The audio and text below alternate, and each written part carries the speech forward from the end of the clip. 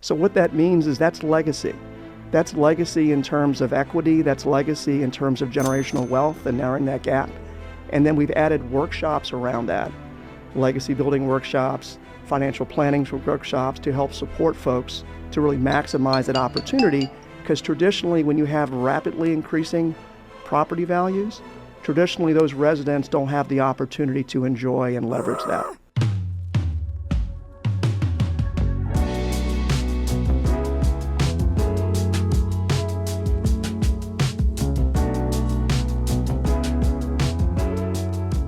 Hello, and thank you for joining When Neighbors Talk.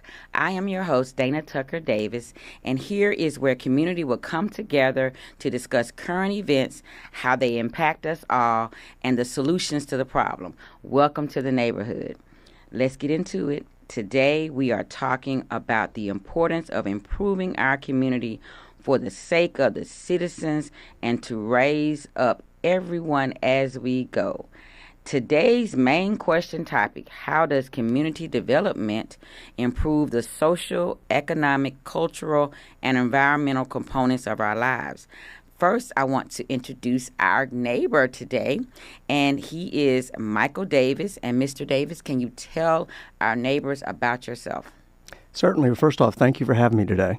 Hello, everybody. My name is Michael Davis, and I'm the Deputy Executive Director for the Atlanta Beltline Partnership. And the Atlanta Beltline Partnership is one of the two organizations that working to really implement the vision and mission of the Atlanta Beltline. There's Atlanta Beltline, Inc., city entity, which has the charge for building the trails, building the parks, affordable housing. We're the 501c3 side that really does three things.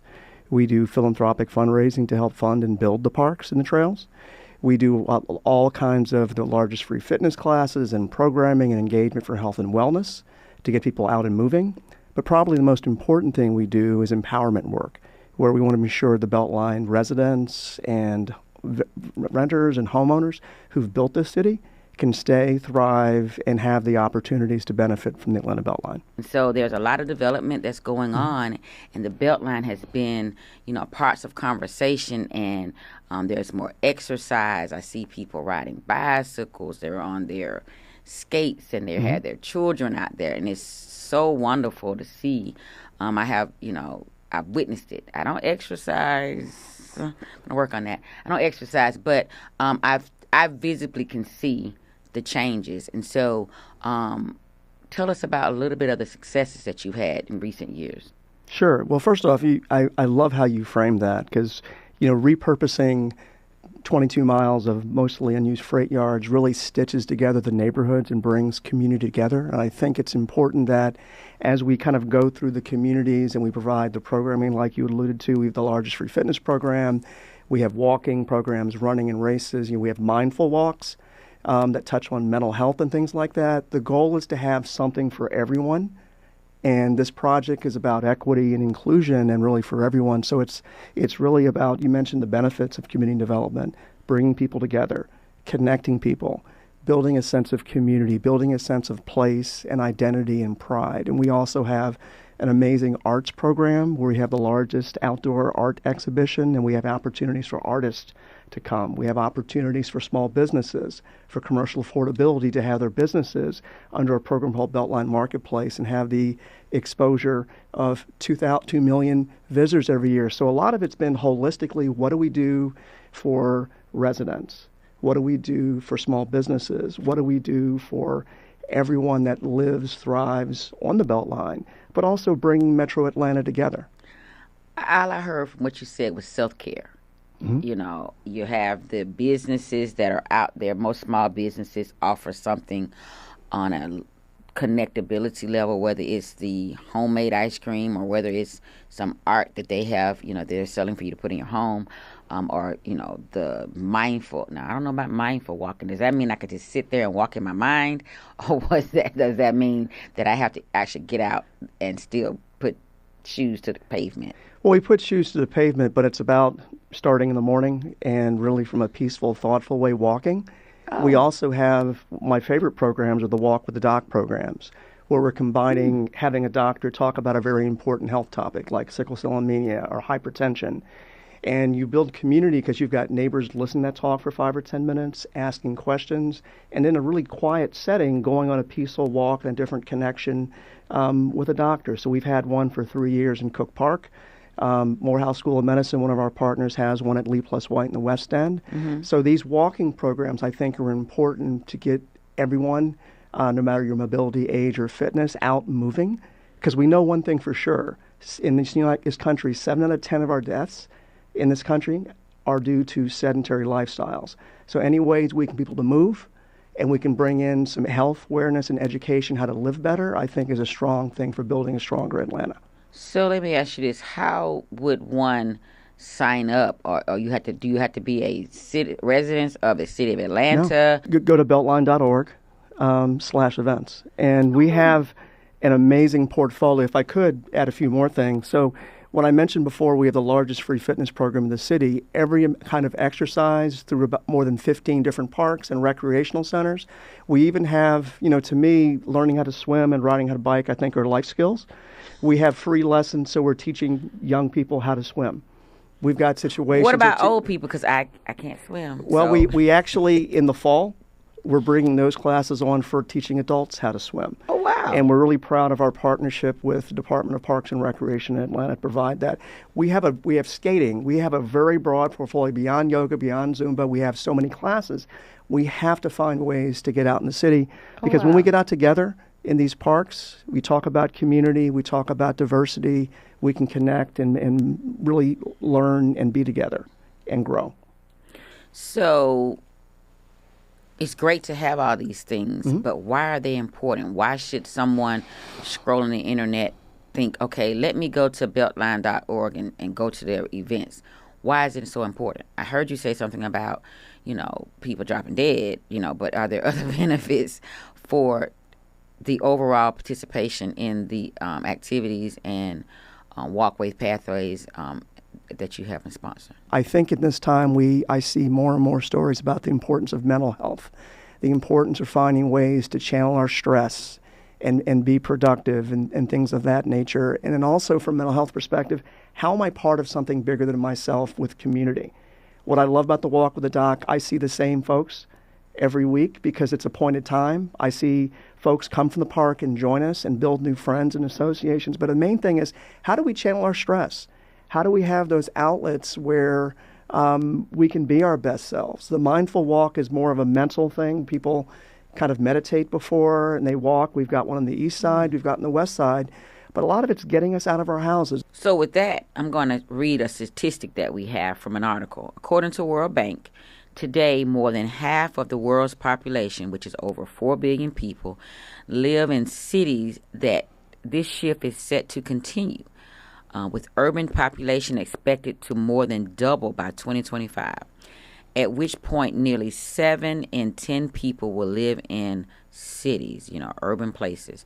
By investing in urban infrastructure and services, cities can become powerful engines of development, lifting millions out of poverty and securing long-term economic success for generations to come. Now, this quote focuses on not just the mental health or the physical health, but it seems to allude to some correlation between living in a city and increased economic success.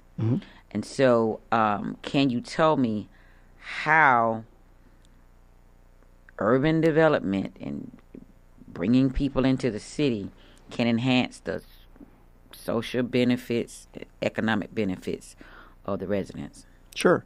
I think first, and what's most important about community development, it really has to be equitable. And by equitable, I mean it's people-centered. So we have to do thoughtful development with people in mind, because with our friends and our neighbors involved in that, the outcomes for how we plan, how do we preserve neighborhood identity, how do we preserve connectivity, how do we bring in smart amenities, smart development that strikes that balance of bringing jobs and cycling dollars, but it has that unique aspect of what the community is. Atlanta is a city of neighborhoods rather. We've got 242 neighborhoods in this project is stitching together 45 neighborhoods. And I think that the important aspect, another important aspect of this is that the Atlanta Beltline is a 22-mile loop. We're going to have 17.9 miles of that done before FIFA next year. Oh, wow. Yeah, so we'll have the east and west will be connected like a huge J. There's another 11 miles of that. The Parks Department has an amazing Trails ATL thing. And around our metro area, as you mentioned that, cities supported by the ARC and other are building trail systems to reduce the barrier, to make it easier for us to get out and explore beyond our neighborhood by connecting these neighborhoods. I think, we look at Atlanta, we're going to have another 1.8 million people moving to this city without another 100 or 200,000 folks because of climate change by 2050. We have to embrace and look at other forms of active transportation, which are trails, bikes, scooters, things of that way, which do two things, right? They can get us from point A to point B to go shopping, schools, maybe to our jobs, but also they helps us to get exercise and build a sense of community. And I think that the other point that's important with active transportation, it really does provide equity in transit, right? So how do we have transit that's accessible, it's nearby, it's safe, it's cost effective? So that's kind of what this project is about, is bringing Atlanta together. We really did our homework for our Empower things and how do we support our neighbors for community development. We rolled up our sleeves in 2023 and we canvassed 10,000 homes in the western and southwest neighborhoods around the Beltline where we knew the growth and change might be the most. And we were able to get really insights for our programming. We were able to connect neighbors to resources. So that's an example in my mind of what community development is. You sit down, you have conversations, you canvass, and you talk to your neighbors, and you include them in a people-centered community development activity. I know 404 Day, right? Because I'm a Grady baby, as they like to say. So, I've been here since beginning of my time. And so I know that you have some other events and things that I think are beneficial to the citizens. Definitely. 404 Day has been a blast. And one of the things we want to do, 404 Day is a celebration of all that's unique for every aspect of our culture as Atlantans. What we wanted to do was really do something from a community service day. And we partnered with 9 colleges and universities last year, and we had a huge event in Washington Park on the west side. And I was really happy that one of the things we did, we had a community service aspect. We raised about 1,000 pounds of food for food insecurity, but we had all of these schools together, some 300 youth, and we had them, instead of having them their own stuff, we actually got the same shirts. Oh, okay. So seeing them together, and many of these schools probably wouldn't have the opportunity together. We crowned a champion for the day. Atlanta Metro College won. Okay. And to see everyone clapping for them and building a sense of community, we're already planning for 2026 to have 12 schools. But that was an important part about building a sense of service. 404 Days is service. I mean, is a celebration, but we also have to give back. So that was one of the proudest things. So we're looking forward to next year, raising more food, bringing more community out, having family or events, and really building a sense of community. The other event that I was really proud of, last year, we talked about the Walk with the Dock. So the thing about Walk with the Dock is great. We partnered with the Alliance for Cook Park in Vine City. In historic Vine City, when they had the flash flood and all of that in 2002, has gone through a lot. This park is one of the most amazing parks, and people don't realize it's on the West Side Beltline Connector, and it's minutes from Mercedes-Benz Stadium. It's an amazing park. So we'll be able to have programming the last 3 years, bring people to that jewel of park, and really help be part of the process for restoring Vine City. So these types of things, I think, are about community, and then bringing people in, bringing tourism in. I can't wait to see what the future's like in Vine City. So let's talk about the obstacles. What obstacles do you all endure to get the community together, and what are the possible solutions or plans to work around those obstacles?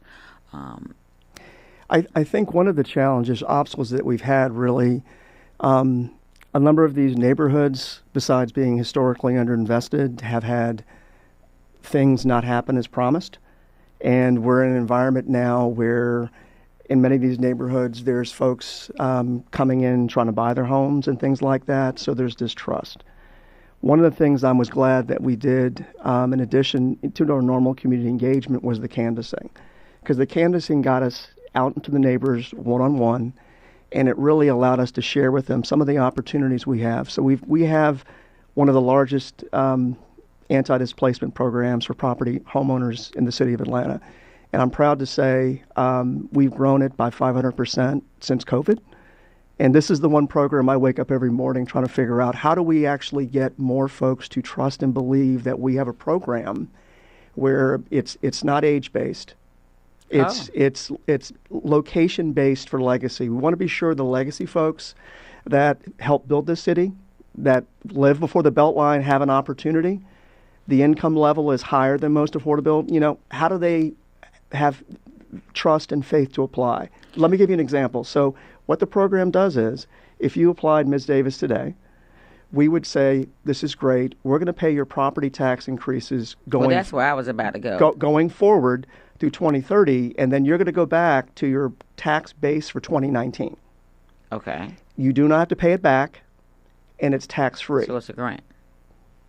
Okay. So, but if you hear that, many people would think, well, I'm not sure about that. So one of the things we learned from the canvassing is we need to get the folks, our program partners in the program, to help us. So like those signs you have, like I had my yard done, we have those signs, they agreed to do that. And we've done a lot of really ground conversations, and that's where we've been able to dramatically increase the participation in that program. And the other data point I'll add to this, here's the best part of the program that really made it take off. When we framed this as a generational wealth building opportunity to residents who apply, and hear me when I say this is a number blew us away. We went back and looked at, based on the property taxes we paid on behalf increases, how much had their homes appreciated. And when we looked at that number for at that time, 250 families in our program, that generational wealth number collectively was $10.8 million. So what that means is that's legacy. That's legacy in terms of equity. That's legacy in terms of generational wealth and narrowing that gap. And then we've added workshops around that, legacy building workshops, financial planning workshops, to help support folks to really maximize that opportunity. Because traditionally, when you have rapidly increasing property values, traditionally those residents don't have the opportunity to enjoy and leverage that. I'm not trying to be devil's advocate because I don't like the devil. But I know that a lot of these neighborhoods, the reason why there is distrust because they have been used and taken advantage of. So saving the taxes and paying the taxes so it's not sold on the courthouse steps is one thing, or so that the grandma's great-great-grandchild has a bright idea to be a rapper, wants to sell the house or to get the money to pay for the studio time, right? So you have to do more because these people are in the parts of their life where they may not be able to afford to fix the house up. So we're not talking about just paying the taxes off. I mean, there has to be some other assistance. So are you guys partnering with other companies or other agencies, organizations to address that? And is there some, when a owner agrees, of these 250 families agree to be in the program, are they also agreeing not to sell their home while they're in this 5-year period, or what are they giving up, or what are they committing to, so that you're not spending funds to save them taxes and then they turn around and sell it anyway? Well, the short answer is yes, we are doing things. So from when we hit the ground and did the canvassing, we got three insights pretty much. Okay. One insight, there were a lot of folks who had back property taxes, which is a separate issue. Mm-hmm. And we also realized lots of folks had home repair issues, like you talked about. And the third point was dealing with rising energy bills. Okay. From that census work we did, we worked with the partner Rocket Community Fund. Okay. And they granted the city grants in those three areas. So they granted the Mayor's Office of Constituent Services $250,000 to pay back property taxes for seniors based on the data we gathered and the work. And they also gave money to House Proud, who does an amazing job as a partner for home repairs. The other thing we did from that, we have a curated directory of resources.